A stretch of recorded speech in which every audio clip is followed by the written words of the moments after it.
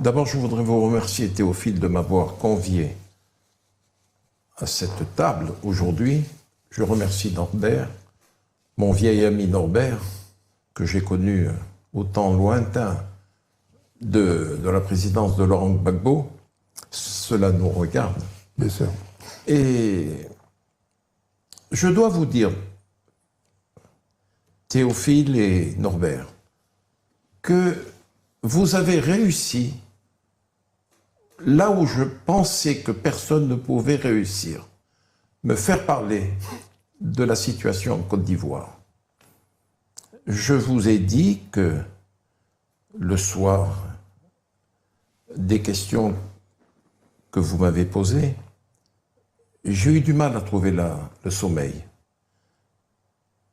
Et dans la nuit, je me suis mis à écrire, à jeter mes pensées sur 2 feuilles de papier qui sont à la fois, comme vous l'avez si bien dit, une ode à la Côte d'Ivoire, un chant pour la paix, et à travers l'ode et le chant, une prière et une supplique pour le président de la République de Côte d'Ivoire.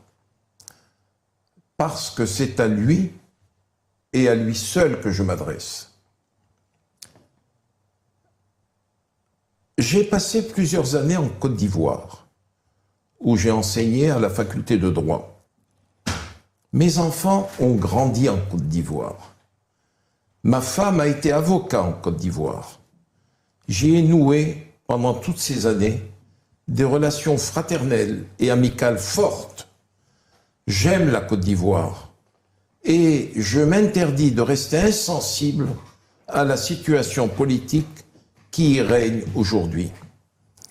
Oui, Théophile, oui, Norbert, j'ai peur pour la Côte d'Ivoire. Ce que je vois, ce que j'entends, ce que je lis me fait craindre le pire pour ce pays auquel je suis si attaché. Trop d'anathèmes, trop de menaces, trop de troubles et trop de violence menacent la paix et la bonne entente entre les Ivoiriens. Les Ivoiriens auraient-ils oublié les enseignements du vieux, dont le souci de la paix était le moteur majeur? Oui, Théophile, oui, Norbert, j'ai terriblement peur pour la Côte d'Ivoire. Il est vivement temps que la raison l'emporte et que les Ivoiriens se ressaisissent. Oui aux joutes électorales, oui aux débats politiques, oui aux luttes politiques partisanes, éclairées et pacifiques, mais non à la haine qui enfle de jour en jour et qui menace dangereusement le tissu social et le vivre ensemble. Je considère Alassane Ouattara, Laurent Gbagbo, Tidiane Thiam, Guillaume Soro et même le fougueux général de la jeunesse Charles Blé Goudet comme mes frères et mes amis. Je dois dire que la Côte d'Ivoire peut être fière de cette superbe phalange d'hommes politiques. Moi qui ai parcouru l'Afrique de long en large et de haut en bas pendant 5 décennies, je n'en ai jamais vu de pareil dans aucun pays africain. La Côte d'Ivoire peut et doit en être fière. Au soir de ma vie, j'ai un peu plus de 80 ans, je fais un vœu solennel que partagent certainement des millions d'Ivoiriens épris de paix et de justice sociale. Quelles qu'aient pu être mes paroles et mes écrits hier et maintenant, je supplie ceux qui en ont le droit et le pouvoir de laisser tous ces leaders politiques ci-devant cités à se présenter librement aux élections présidentielles du 25 octobre prochain. Je m'adresse à toi, président Alassane Ouattara, mon frère et mon ami. Tu es à la tête d'un pays riche et prospère. Abidjan est le phare de l'Afrique de l'Ouest. La Côte d'Ivoire est le porte-avions de l'UMOA. Tu as fait de ce pays une mégapole comparable aux grandes capitales occidentales.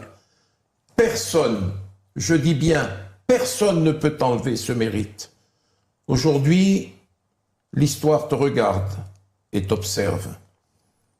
Ton maître, Félix Houphouët-Boigny, te regarde et t'observe. Trop de sang ivoirien déjà coulé. Trop, c'est trop.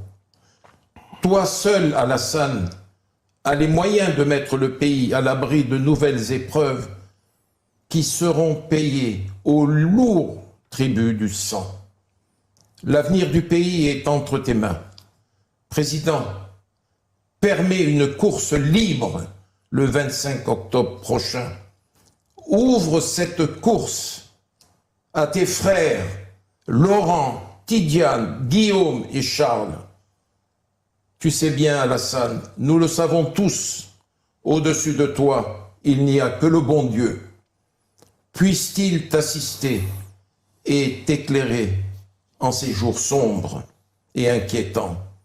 Alassane, permets-moi de te dire ceci. Tu es seul aujourd'hui devant le tribunal de l'histoire.